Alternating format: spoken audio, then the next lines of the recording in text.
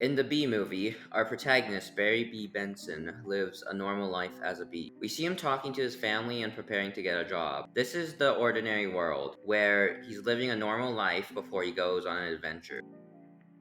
After the ride in the facility, Barry gets to choose a job with his friend. His friend got to pick a job, but Barry was unhappy with the way things worked. Barry gets to choose a job at Hynex Industries, but due to finding out that he's able to only choose one job for the rest of his life, he decides to postpone his decision. This is the refusal of the call, where the hero refuses the adventure because of fear. Barry came across one of the pollen jocks of the workforce, which are the bees that leave the hive and collect pollen. The pollen jock suggested he could join if he's tough enough, which filled Barry with more confidence to work in the workforce. Once Barry meets the pollen jocks, Barry gets coerced by the pollen jocks into leaving the hive with them. But once they leave, the rain makes Barry disoriented, eventually leading him to his first contact with humans. This is where crossing the first threshold happens in the movie.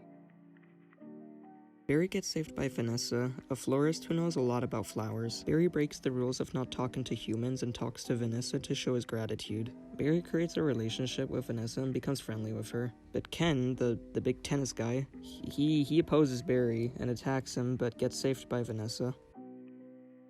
After seeing the honey that was stolen from the bees, Barry infiltrates the honey facility and sees the bees being exploited by humans. Because of this, Barry decides to sue humans for stealing the honey made by the bees.